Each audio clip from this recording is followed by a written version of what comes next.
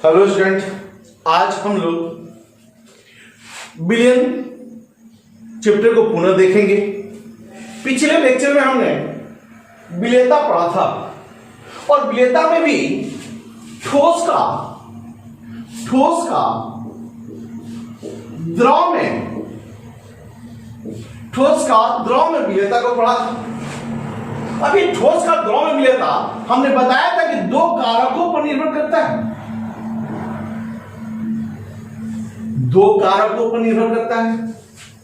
पहला कारक है विलय तथा विलायक की प्रकृति। विलय तथा विलायक की प्रकृति जो हमने पिछले क्लास में कर चुका है। आज हम लोग दूसरा कारक की बात करेंगे। इसके लिए आप पिछले लेक्चर को आप देखें, एकदम सिस्टम से एक एक करके टॉपिक बाय टॉपिक हम लेक्चर बनाते जा रहे हैं। देखिए, केमिस्ट्री एकदम सीरीज है। हर टॉपिक के बाद अगला सीरीज की तरह आपको देखना पड़ेगा। लेक्चर 1, लेक्चर 2, लेक्चर 3, इसी तरह से आप पीछे का लेक्चर नहीं देखिएगा और आगे सीधे देखिएगा तो आपको हो सकता है समझ में नहीं आवे। इसलिए आपको क्या करना है कि एक एक करके शुरू से पीछे का लेक्चर को देखते रहें। देखिए यहां पे क्या है, विलय तथा विलायक की प्रकृति हमने बताया था, जो जैसा रहता है वैसा में घूमता है। अब हम आज बात करेंगे दूसरा, ताप का प्रभाव।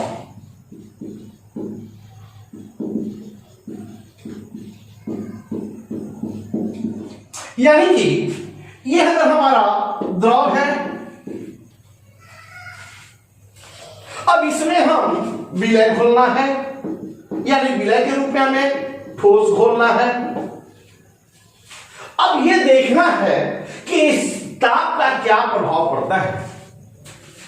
जानते हैं, यह ताप का प्रभाव जो है, हमारे ताप के प्रभाव यह हमारे विलय के प्रकृति पर निर्भर करता है।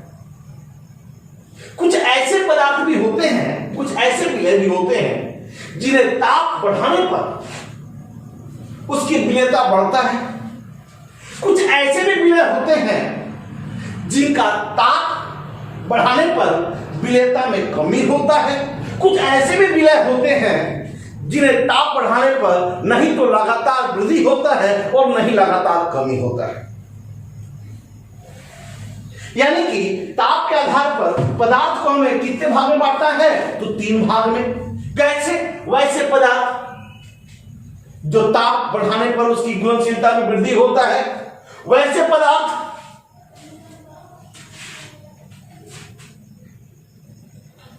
जिसे ताप बढ़ाने पर जल में विलेयता में कमी हो जाता है, वैसे पदार्थ जिसे ताप बढ़ाने पर नहीं तो लगातार वृद्धि होता है और नहीं लगातार कमी होता है।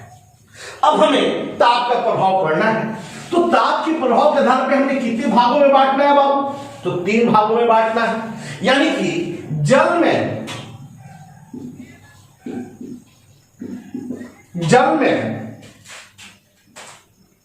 विलेयता,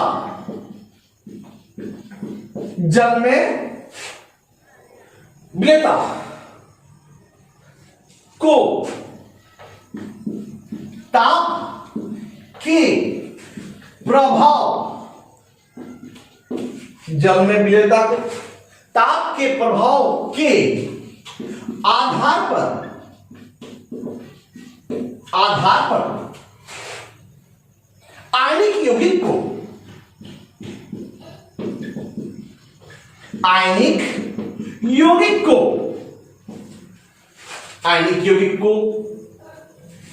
3 भागों में बांटा जाता है। कितने भागों में बांटेंगे बाबू? तो 3 भागों में बांटेंगे। किसके आधार पे?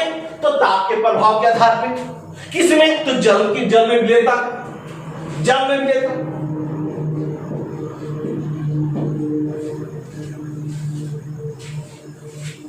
ताप के प्रभाव के आधार पानी को कितने भागों में बांटा जाता है? तो 3 भागों में। तो पहला कौन सा भाग है? तो वैसे पदार्थ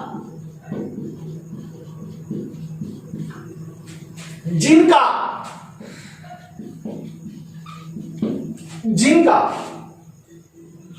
घुलनशीलता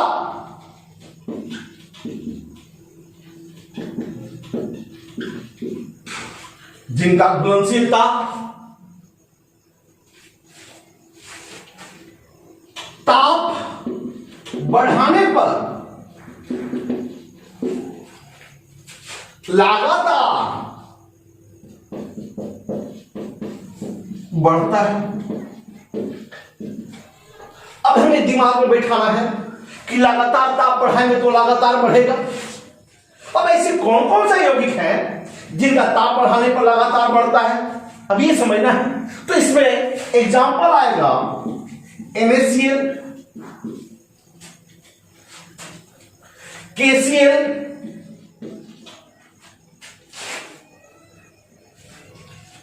KNO3,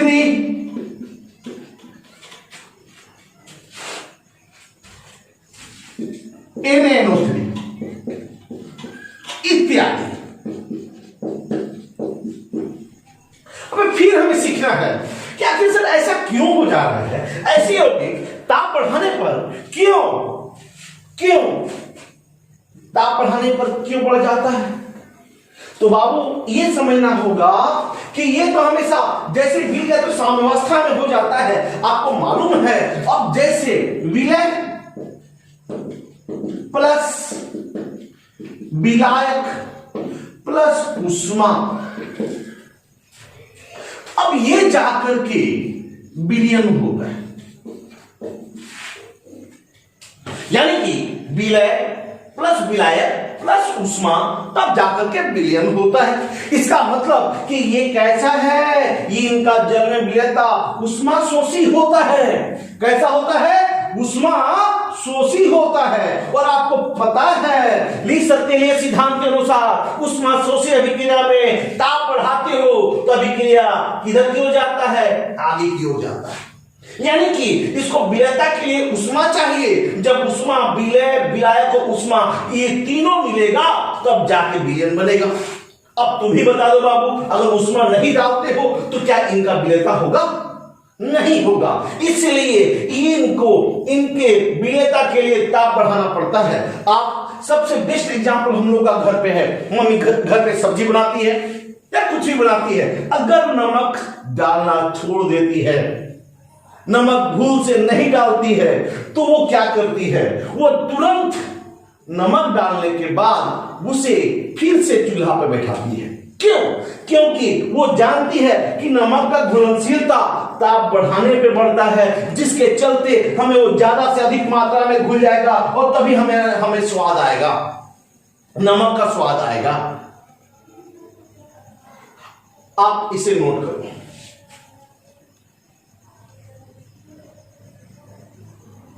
देखिए, अब ये आप देख रहे हो, अब आप देखिए ये सारे जो होते हैं ये उष्मा शोषी प्रवृत्ति के होते हैं। ये सारे इनकी जो विलेयता है, जल में जो विलेयता होगा ये उष्मा शोषी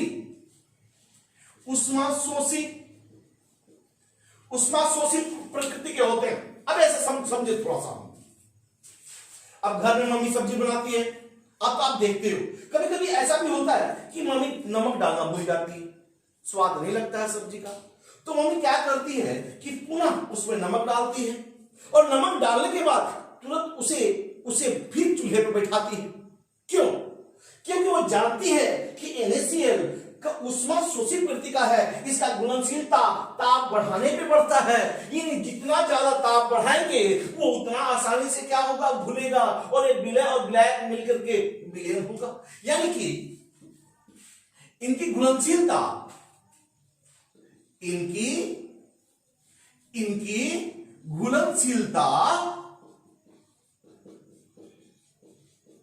उष्मा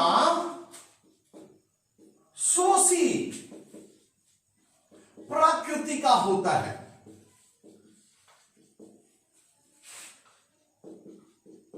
इनकी घुलनशीलता कैसा होता है? तो उष्मा शोषी प्रकृति का होता है।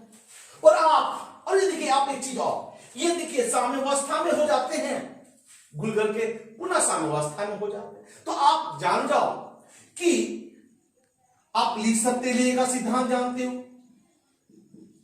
सतेलिए के सिद्धांत के अनुसार,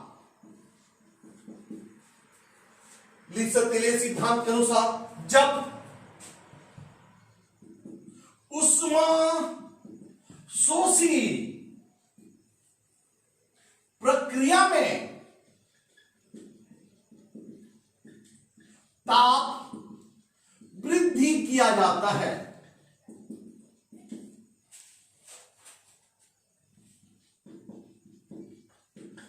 ताप वृद्धि किया जाता है, तो दिमाग में बिठा लेना कि बाबू साम्यावस्था अग्र दिशा में, तो साम्यावस्था अग्र दिशा में विस्थापित हो जाता है। यानी कि साम्यावस्था किस दिशा में विस्थापित हो जाता है, तो अग्र दिशा में विस्थापित हो जाता है। अब दिमाग में बिठा लो कि अब विलय और विलायक मिल करके उष्मा मिलता है, विलय विलायक और उष्मा तीनों मिल जाता है तो क्या बन जाता है, विलयन बन जाता है। या जितना ज्यादा उष्मा डालोगे उतना ज्यादा विलयन बनेगा। इसका मतलब इन लोगों की घुलनशीलता किस पे, ताप बढ़ाने पे क्या हो जाता है, बढ़ता है। अब ये क्यों, तो बोलेंगे ये क्योंकि ये उष्मा शोषी प्रकृति का होते हैं। अब ये उष्मा शोषी प्रकृति के साथ में क्यों ऐसा हो जाता है, तो लिख सकते हैं एक सिद्धांत हम जानते हैं कि अगर कोई साम्यावस्था में होता है तो ताप बढ़ाने पर अभिक्रिया किधर क्यों जाता है, तो अग्र दिशा में जाता है। आप इसे नोट कर लो।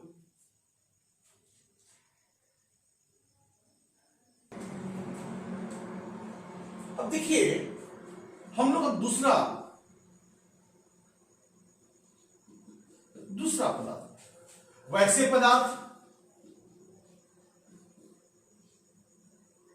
पदार्थ जिनका घुलनशीलता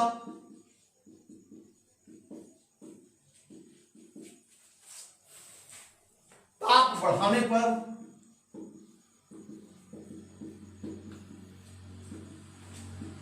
घटता है। वैसे पदार्थ जिनकी घुलनशीलता ताप बढ़ाने पर घटता है। अब बताइए ऐसे ऐसे कौन सा पदार्थ है, तो ऐसे हैं सोडियम, जैसे भी कर लिया जाए, सोडियम कार्बोनेट, मोनोहाइड्रेट,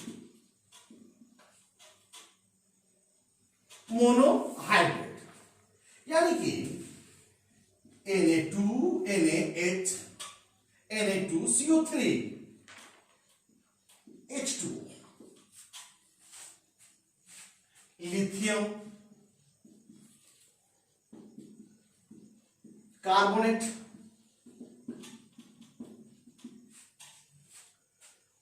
अब इसके बाद सेरियम सल्फेट इत्यादि, सेरियम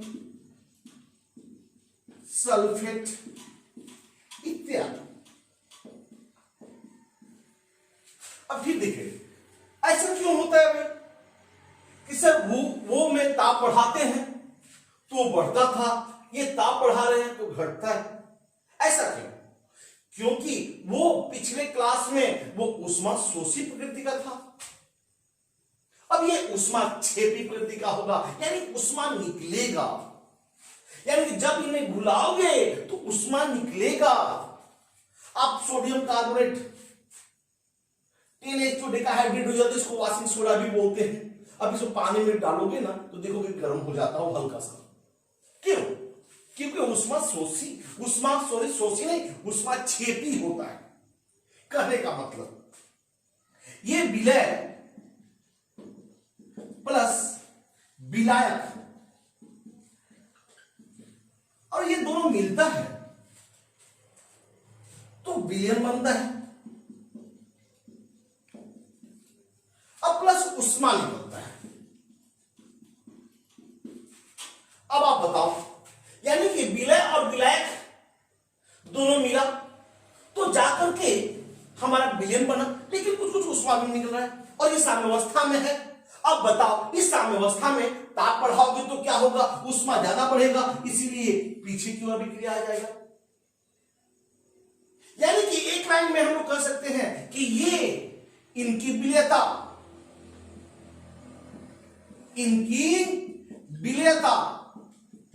कैसे प्रकृति की होती है, तो उष्मा छेपी।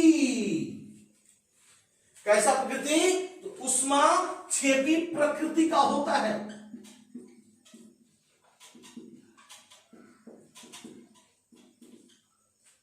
किस प्रकृति का होता है, तो उष्मा छेपी प्रकृति का होता है, तथा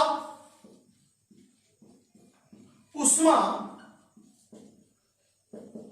छेपी प्रकृति में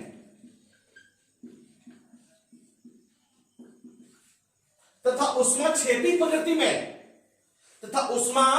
छेपी प्रकृति में ताप बढ़ाने पर,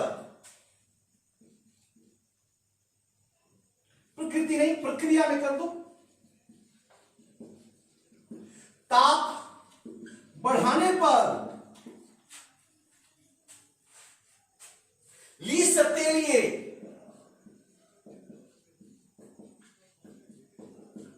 सिद्धांत के अनुसार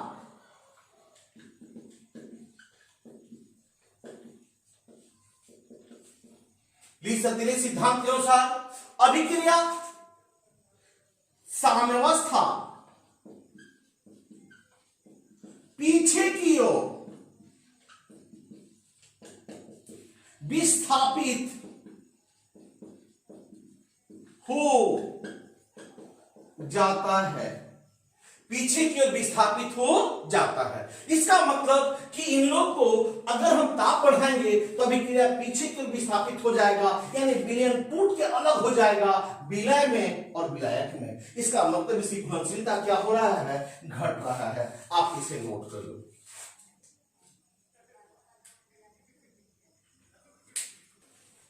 अब तीसरी देखा जाए, वैसे पदार्थ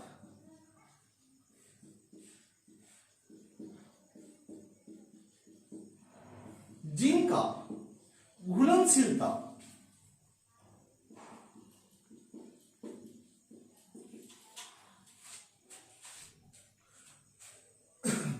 लगातार न ही वृद्धि होता है और न ही कमी होता है।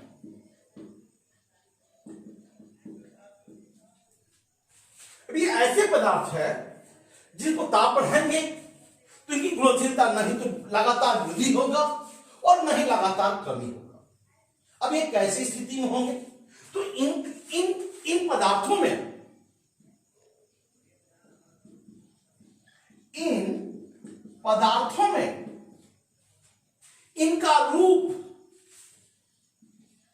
इनका रूप परिवर्तित हो जाता है।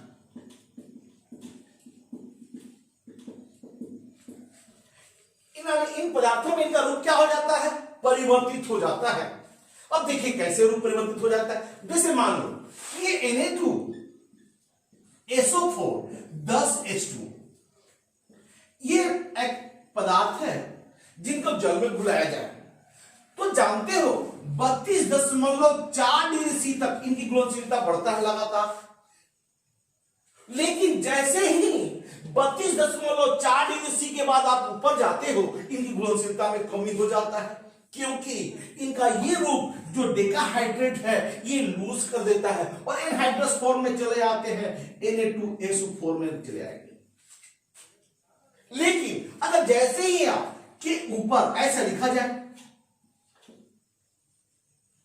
कि ऊपर Na2SO4 हो जाते हैं, लेकिन अगर जैसे ही आप ताप को 32.4 डिग्री सी के नीचे ले जाते हो फिर से इनका घुलनशीलता में वृद्धि हो जाता है, क्योंकि इनका रूप ही परिवर्तित हो जाता है। ये हाइड्रेटेड फॉर्म में है और ये एनहाइड्रस फॉर्म में है, इसमें जल है क्रिस्टल के रूप में। अब यहां पे ध्यान रखना है, कि नहीं ऐसे पदार्थ का घुलनशीलता ताप बढ़ाने पर नहीं लगातार बढ़ता है और नहीं लगातार घटता है। तो यानी कि इनका Na2SO4 की घुलनशीलता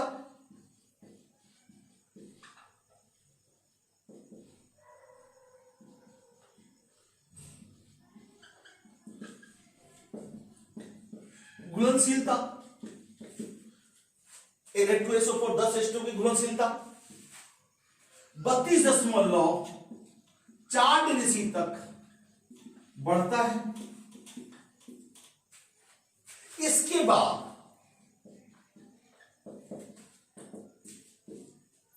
इनकी